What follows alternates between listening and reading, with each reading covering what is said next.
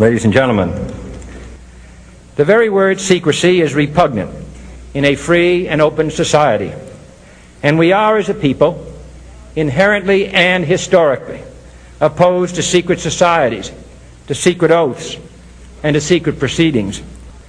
For we are opposed around the world by a monolithic and ruthless conspiracy that relies primarily on covert means for expanding its sphere of influence, on infiltration instead of invasion, on subversion instead of elections, on intimidation instead of free choice.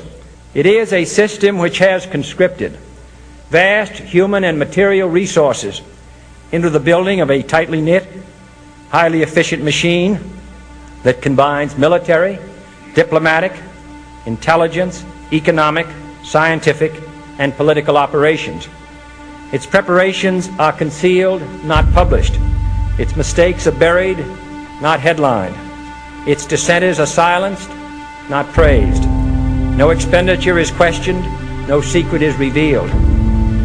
That is why the Athenian lawmaker Solon decreed it a crime for any citizen to shrink from controversy. I am asking your help in the tremendous task of informing and alerting the American people, confident that with your help, man will be what he was born to be, free and independent.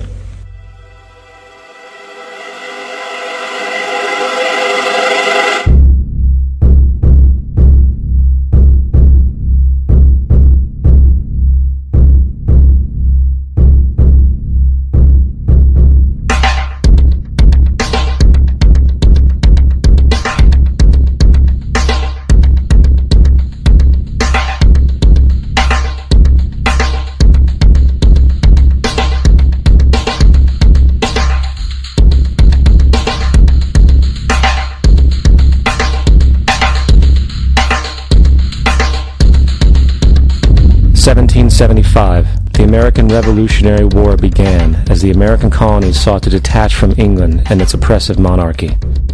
Though many reasons are cited for the revolution, one in particular sticks out as the prime cause: that King George III of England outlawed the interest-free, independent currency the colonies were producing and using for themselves, in turn forcing them to borrow money from the Central Bank of England at interest, immediately putting the colonies into debt.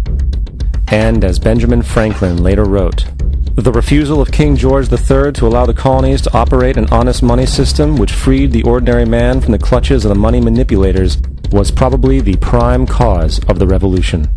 In 1783, America won its independence from England. However, its battle against the central bank concept and the corrupt, greed-filled men associated with it had just begun. So what is a central bank? A central bank is an institution that produces the currency of an entire nation. Based on historical precedent, two specific powers are inherent in central banking practice: the control of interest rates and the control of the money supply, or inflation. The central bank does not simply supply a government's economy with money, it loans it to them at interest. Then, through the use of increasing and decreasing the supply of money, the central bank regulates the value of the currency being issued. It is critical to understand that the entire structure of this system can only produce one thing in the long run: debt. It doesn't take a lot of ingenuity to figure this scam out. For every single dollar produced by the central bank is loaned at interest.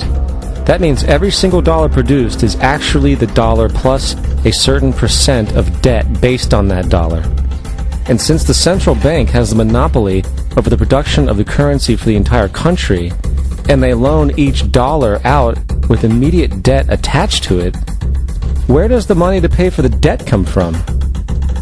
It can only come from the central bank again, which means the central bank has to perpetually increase its money supply to temporarily cover the outstanding debt created, which in turn, since that new money is loaned out at interest as well, creates even more debt. The end result of this system without fail is slavery, for it is impossible for the government and thus the public to ever come out of the self-generating debt. The founding fathers of this country were well aware of this.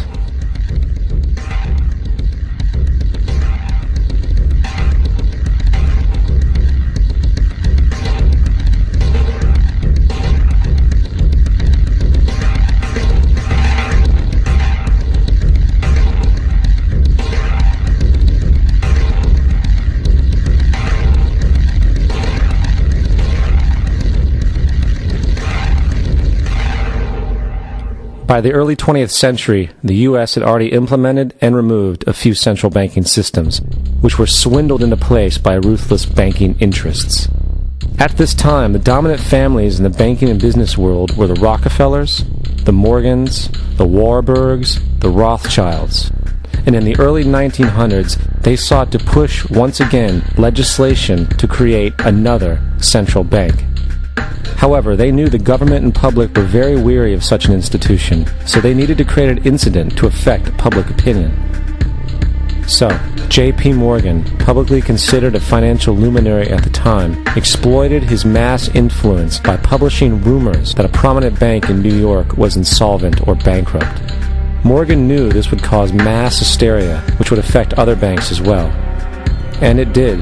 The public, in fear of losing their deposits, immediately began mass withdrawals.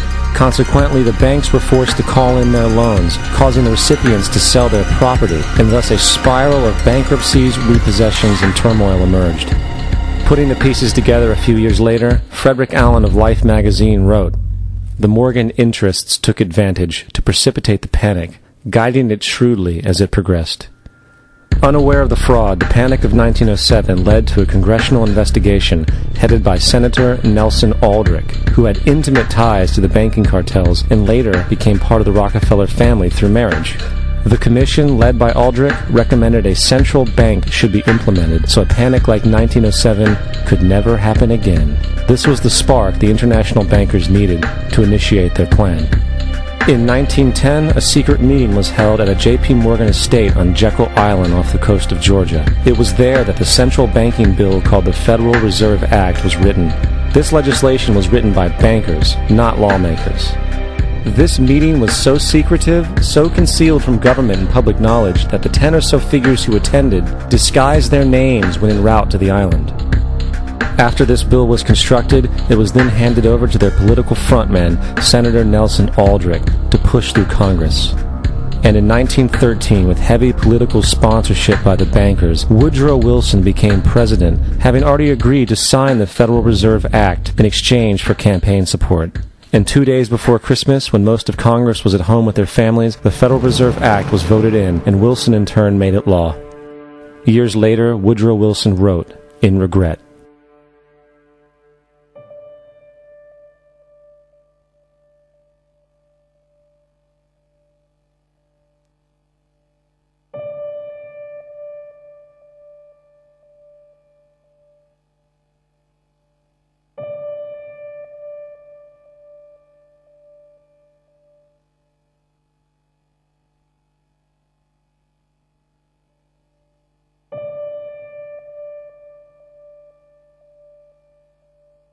Congressman Louis McFadden also expressed the truth after the passage of the bill.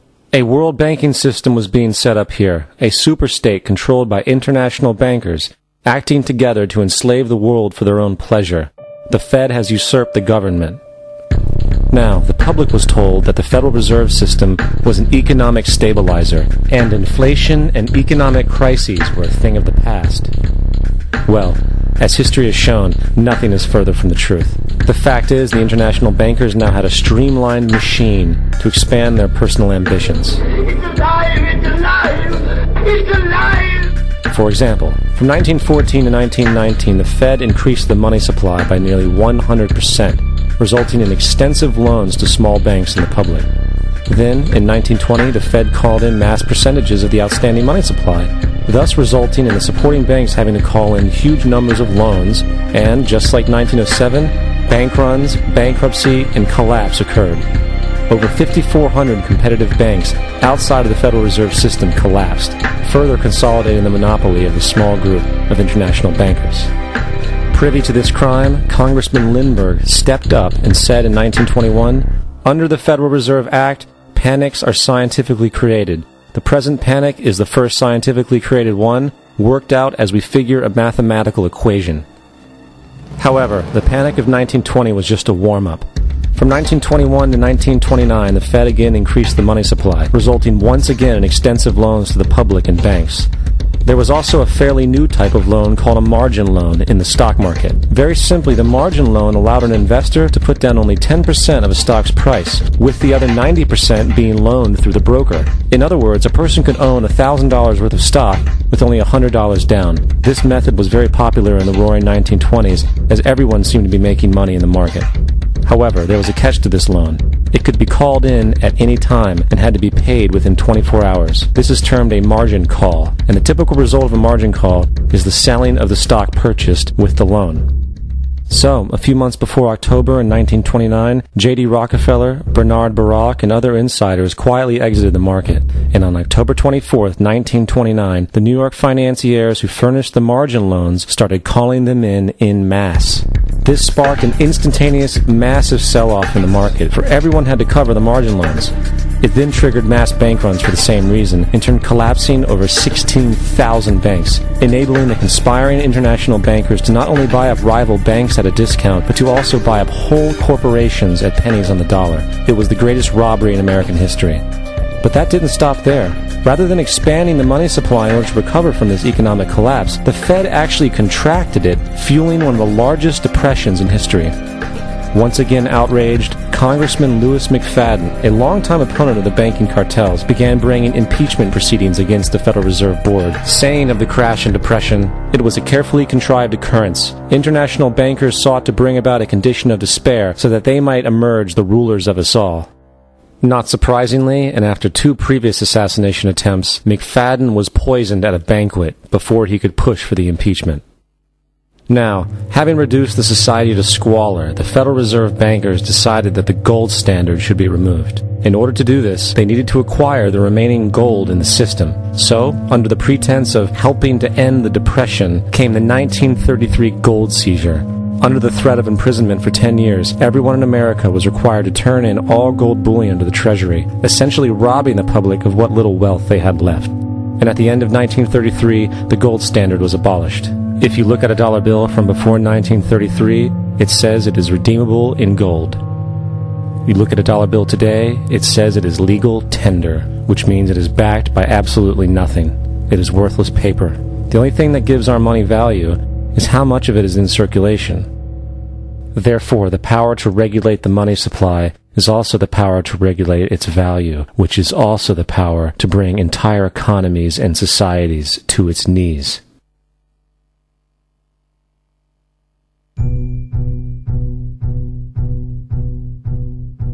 It's important to clearly understand the Federal Reserve is a private corporation. It is about as Federal Express.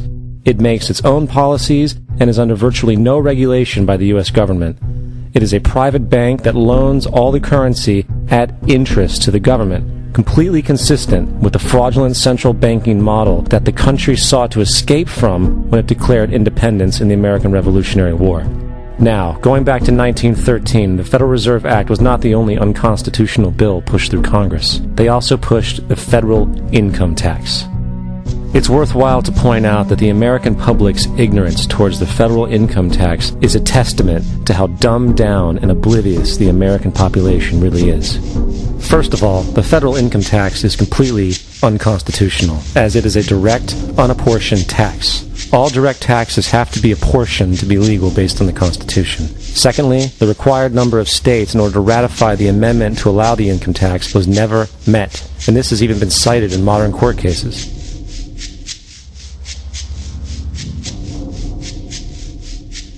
Third, at the present day, roughly 35% of the average worker's income is taken from them via this tax. That means you work 4 months out of the year to fulfill this tax obligation.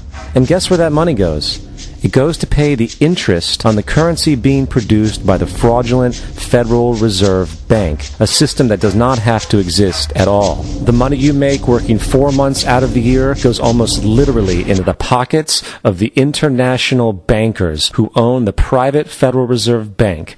And fourth, even with the fraudulent government claim as to the legality of the income tax, there is literally no statute, no law in existence that requires you to pay this tax, period.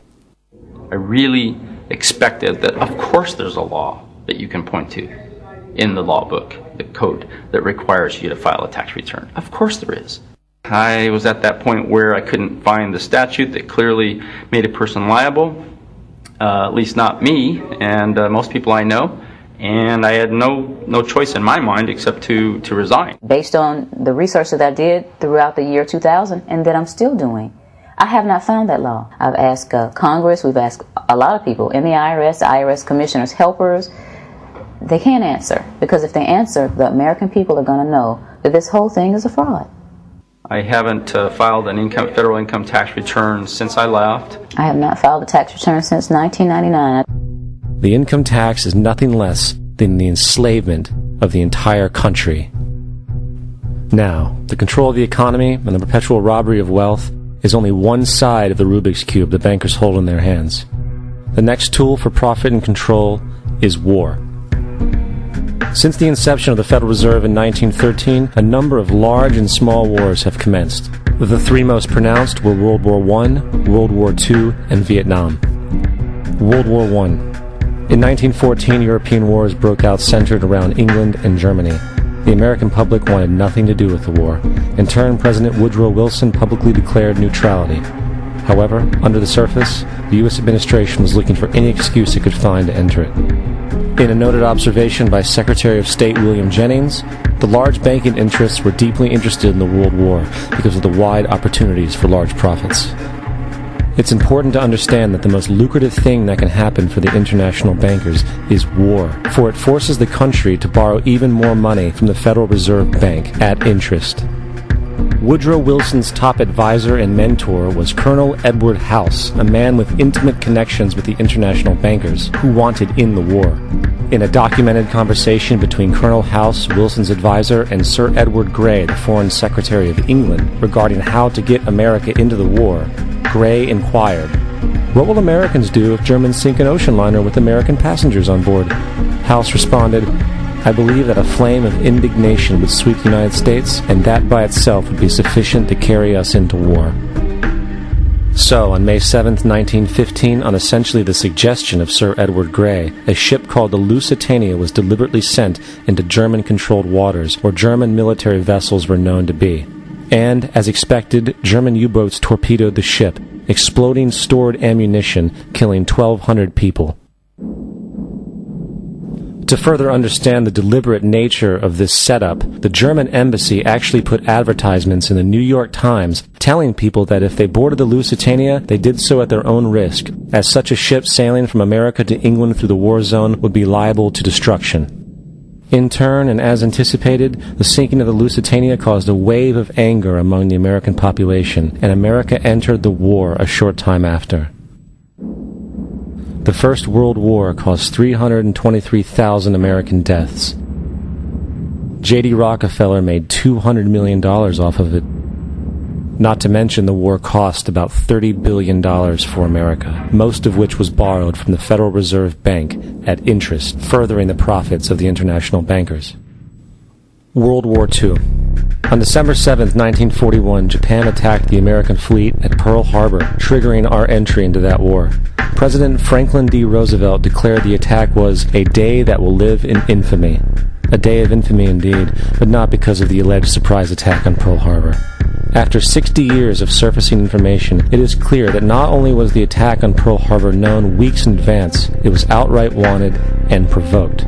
Roosevelt, whose family had been New York bankers since the 18th century, whose uncle Frederick was on the original Federal Reserve Board, was very sympathetic to the interests of the international bankers, and the interest was to enter the war, as we've seen, nothing is more profitable for international bankers than war. In a journal entry by Roosevelt's Secretary of War Henry Stimson, dated November 25, 1941, he documented a conversation he had with Roosevelt. The question was, how should we maneuver them into firing the first shot? It was desirable to make sure the Japanese be the ones to do this, so that there should remain no doubt as to who were the aggressors. In the months leading up to the attack on Pearl Harbor, Roosevelt had done almost everything in his power to anger the Japanese, showing a posture of aggression. He halted all of Japan's imports of American petroleum, He froze all the Japanese assets in the United States. He made public loans to nationalist China and supplied military aid to the British, both enemies of Japan in the war, which, by the way, is completely in violation of international war rules. And on December 4th, 3 days before the attack, Australian intelligence told Roosevelt about a Japanese task force moving towards Pearl Harbor. Roosevelt ignored it. So, as hoped and allowed, on December 7, 1941, Japan attacked Pearl Harbor, killing 2,400 soldiers. Before Pearl Harbor, 83% of the American public wanted nothing to do with the war. After Pearl Harbor, 1 million men volunteered for the war. It is important to note, Nazi Germany's war effort was largely supported by two organizations, one of which was called IG Farben. IG Farben produced 84% of Germany's explosives, and even the Zyklon B used in the concentration camps to kill millions. One of the unspoken partners of IG Farben was J.D. Rockefeller's Standard Oil Company in America. In fact, the German Air Force could not operate without a special additive patented by Rockefeller's Standard Oil. The drastic bombing of London by Nazi Germany, for example, was made possible by a $20 million sale of fuel to IG Farben by the Rockefeller Standard Oil Company. This is just one small point on the topic of how American business funded both sides of World War II. One other treasonous organization worth mentioning is the Union Banking Corporation of New York City. Not only did it finance numerous aspects of Hitler's rise to power, along with actual materials during the war, it was also a Nazi money laundering bank, which was eventually exposed for having millions of dollars of Nazi money in its vaults. The Union Banking Corporation of New York was eventually seized for violations of the Trading with the Enemy Act. Guess who the director and vice president of the Union Bank was? Prescott Bush, our current president's grandfather, and of course our former president's father.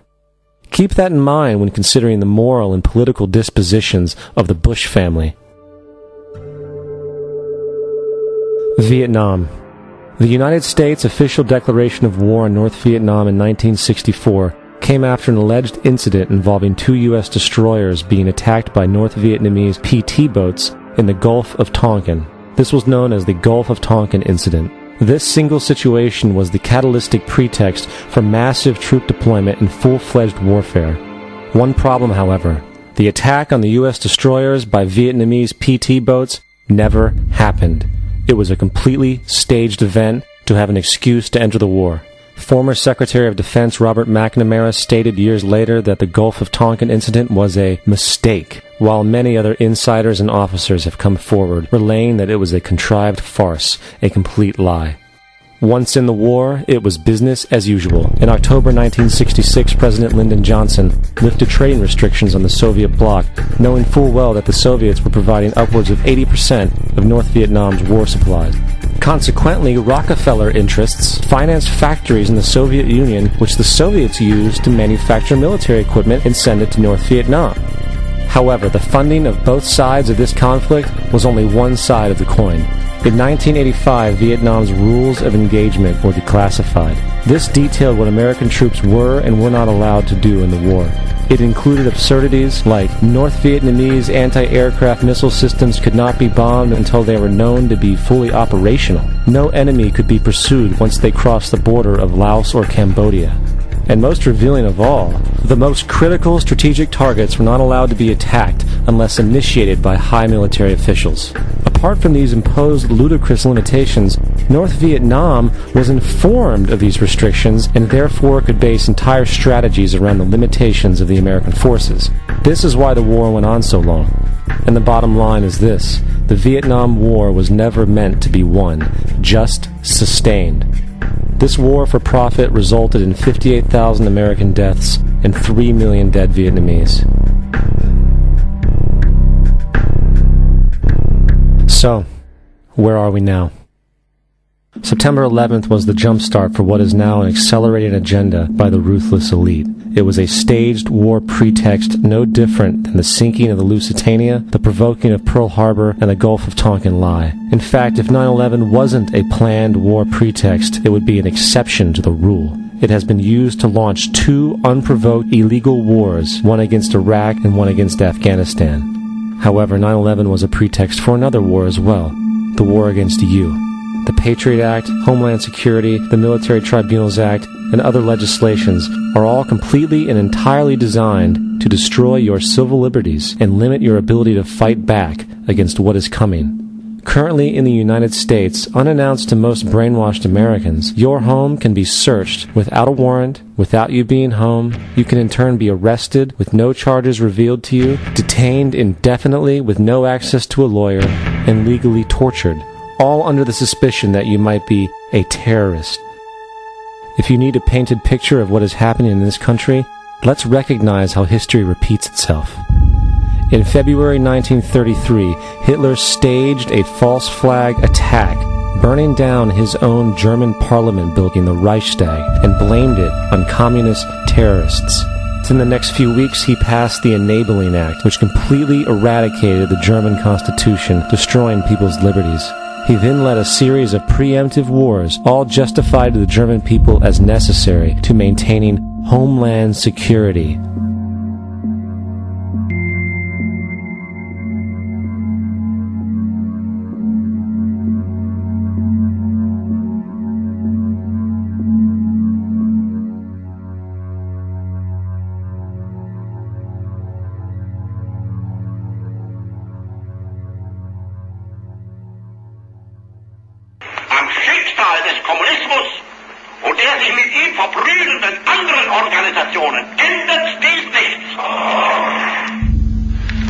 Radical network of terrorists and every government that supports them.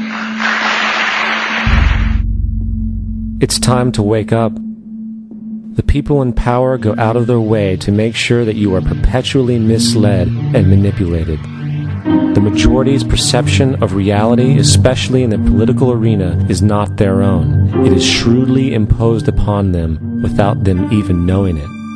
For example, the public at large actually believes the invasion of Iraq is going badly, as sectarian violence doesn't seem to stop.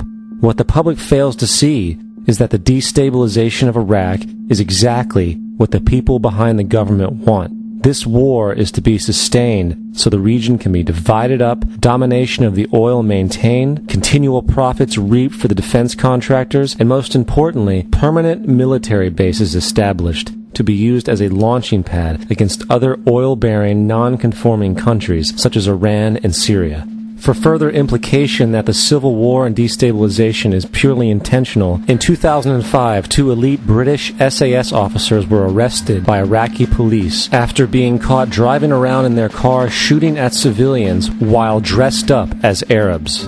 After being arrested and taken to a jail in Basra, the British Army immediately requested the release of these men. When the Basra government refused, British tanks came in and physically broke out the men from the Basra prison. If you wish to destroy an area, how do you do it? Well, there are 2 ways. You can go in there and bomb it and so forth, but that is not very efficient. What you do is you try to get the people in that area to kill each other and to destroy their own territory, their own farms. And that's what's been done in that area. The way in which you destroy an opponent is get him to destroy himself by dividing his ranks against one another. Then you feed both sides. You have agents feeding both sides, inflaming both sides. And they kill each other off. And it's time that some of us woke up to this reality, to understand that people who try to maintain empires and create empires do it by manipulating the people they're trying to conquer. You might want to ask yourself why the entire culture is utterly saturated with mass media entertainment from all sides, while the educational system in America continues its stupefying downward slide since the U.S. government decided to take over and subsidize the public school system. What your government pays for, it gets. When we understand that, then we look at government-financed institutions of education and see the kind of students and the kind of education that's being turned out by these government-financed schools. Logic will tell you that if what is being turned out in those schools was not in accord with what the state and the federal government wanted, then it would change it. The bottom line is that the government is getting what they have ordered. They do not want your children to be educated. They do not want you to think too much. That is why our country and our world has become so proliferated with entertainments, mass media, television shows, amusement parks, drugs, alcohol, and every kind of entertainment to keep the human mind entertained, so that you don't get in the way of important people by doing too much thinking. You had better wake up and understand that there are people who are guiding your life and you don't even know it. We're in a lot of trouble because you people and 62 million other Americans are listening to me right now, because less than 3% of you people read books, because less than 15% of you read newspapers, because the only truth you know is what you get over this tube. Right now, there is an entire generation that never knew anything that didn't come out of this tube. This tube is the gospel, the ultimate revelation. This tube can make or break presidents, popes, prime ministers. This tube is the most awesome goddamn force in the whole godless world. And woe is us if it ever falls into the hands of the wrong people. And when the largest company in the world controls the most awesome goddamn propaganda force in the whole godless world, who knows what shit will be peddled for truth on this network. So you listen to me. Listen to me. Television is not the truth. Television is a goddamn amusement park. Television is a circus, a carnival, a traveling troupe of acrobats, storytellers, dancers, singers, jugglers, sideshow freaks, lion tamers, and football players. We're in the boredom-killing business. But you people sit there day after day, night after night, all ages, colors, creeds. We're all you know. You're beginning to believe the illusions we're spinning here. You're beginning to think that the tube is reality and that your own lives are unreal. You do whatever the tube tells you. You dress like the tube. You eat like the tube. You raise your children like the tube. You even think like the tube. This is mass madness, you maniacs. In God's name, you people are the real thing. We are the illusion. The last thing the men behind the curtain want is a conscious, informed public capable of critical thinking, which is why a continually fraudulent zeitgeist is output via religion, the mass media, and the educational system. They seek to keep you in a distracted, naive bubble, and they are doing a damn good job of it. In 2005, an arrangement between Canada, Mexico, and the United States was made. This arrangement, unannounced to the public, unregulated by Congress, merges the United States, Mexico, and Canada into one entity, erasing all borders. It's called the North American Union, and you might want to ask yourself why you've never heard of this. In fact, there is only one mainstream reporter who has actually heard of and has had the courage to cover this issue. The Bush administration's open borders policy and its decision to ignore the enforcement of this country's immigration laws is part of a broader agenda. President Bush signed a formal agreement that will end the United States as we know it, and he took the step without approval from either the U.S. Congress or the people of the United States. It's a deal that few have even heard of. It's being done again by very few people at the very top on behalf of the investment class, but the working class of people, political officials across our country, from communities, from cities and so forth, they don't know anything about this. This isn't some trade agreement. It is a total removal of sovereignty from these countries, which will also result in a completely new currency called the Amero.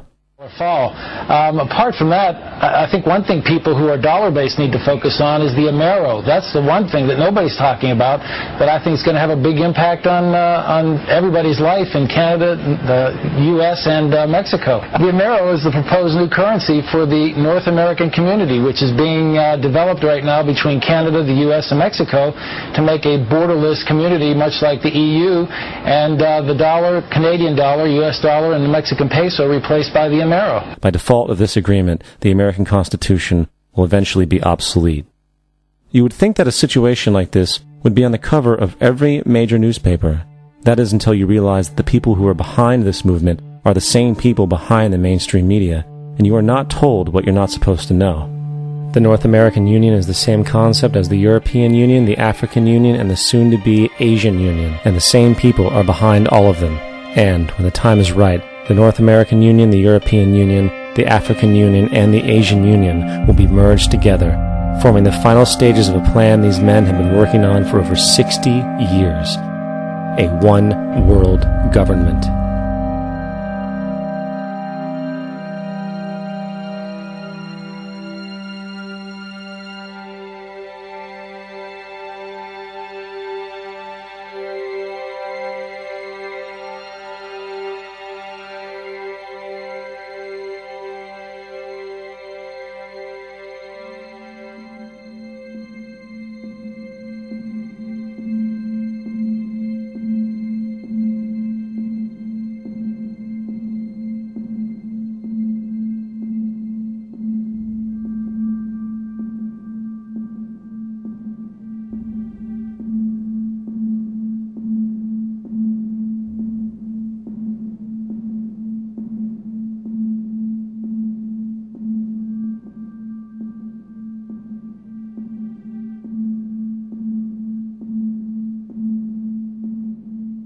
One bank, one army, one center of power.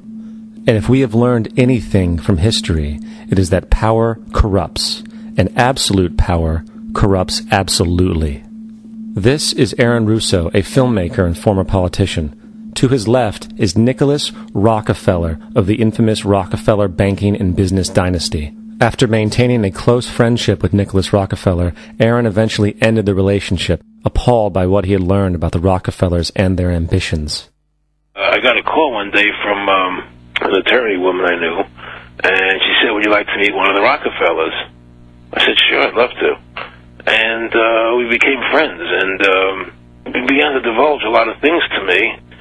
So he said to me one night, he said that there's going to be an event there, and out of that event, you're going to see we're going to go into Afghanistan, so we can run pipelines from the Caspian Sea. We're going to go into Iraq to take the oil and establish a base in the Middle East, and we're going to go into Venezuela and try and get rid of Chavez. And the first two they've accomplished. Chavez they didn't accomplish. And he said you're going to see guys going into caves looking for looking for people that they're never going to find.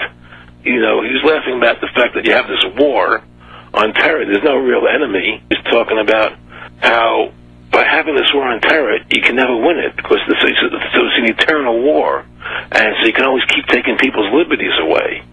And I said, how are you going to convince people that this war is real? He says, but the media can convince everybody it's real. I mean, you know, it's just that you keep talking about things, you keep saying it over and over and over again, and eventually people believe it.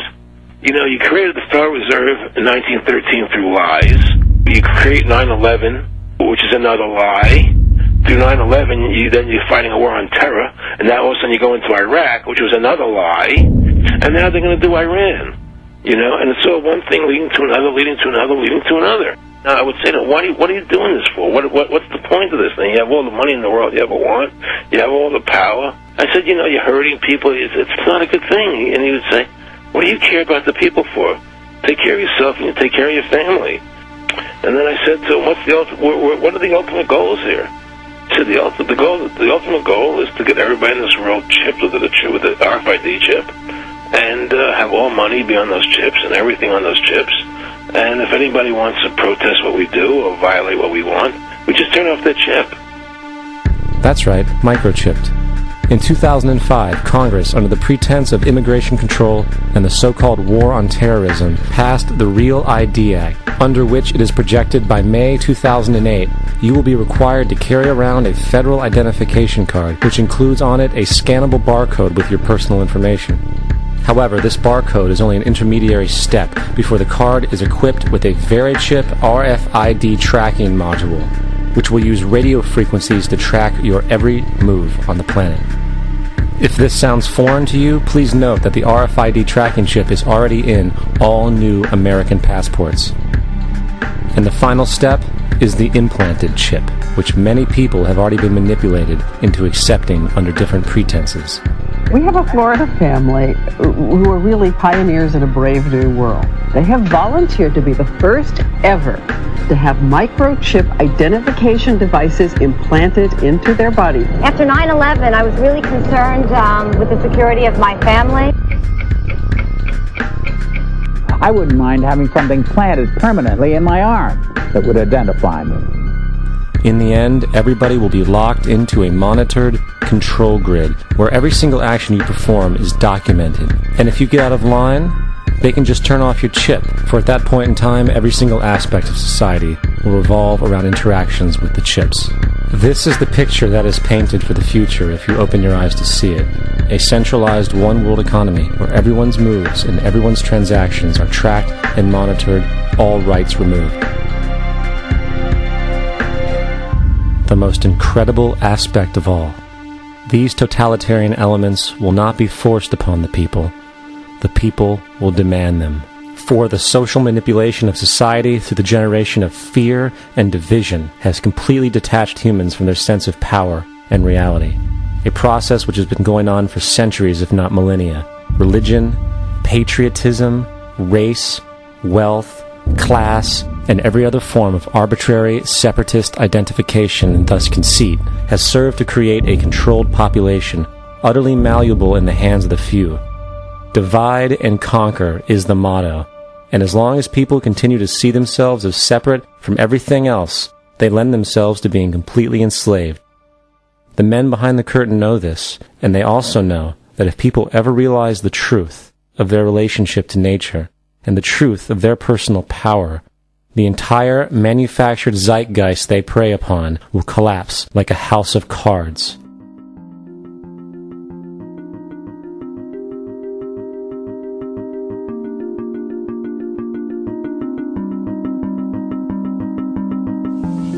The whole system that we live in drills into us that we're powerless, that we're weak, that our society is evil, that it's crime-ridden, etc., and so forth. It's all a big fat lie. We are powerful, beautiful, extraordinary. There is no reason why we cannot understand who we truly are, where we are going. There is no reason why the average individual cannot be fully empowered. We are incredibly powerful beings. You know, I think I spent 30 years of my life, in the first 30, trying to become something. I wanted to become good at things. I wanted to become good at tennis. I wanted to become good at school and grades and everything I kind of viewed in that perspective. I'm not okay the way I am, but if I got good at things, I realized that I had the game wrong. The game was to find out what I already was. Find out what I already was.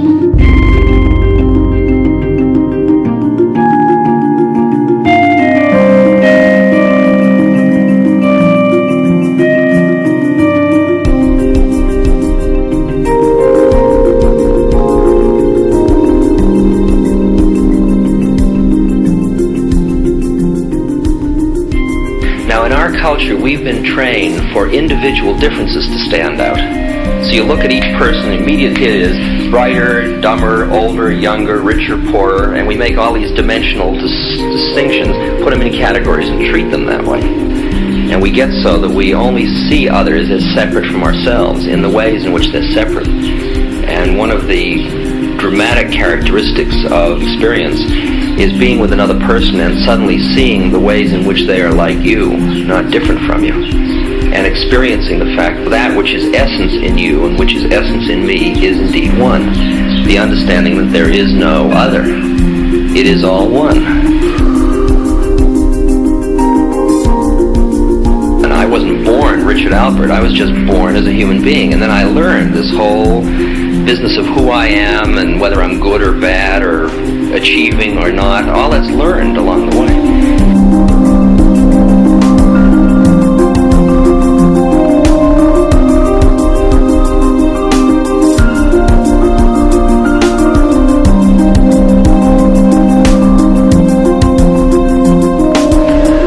The old appeals to racial, sexual, and religious chauvinism, to rabid nationalist fervor, are beginning not to work. A new consciousness is developing which sees the earth as a single organism, and recognizes that an organism at war with itself is doomed.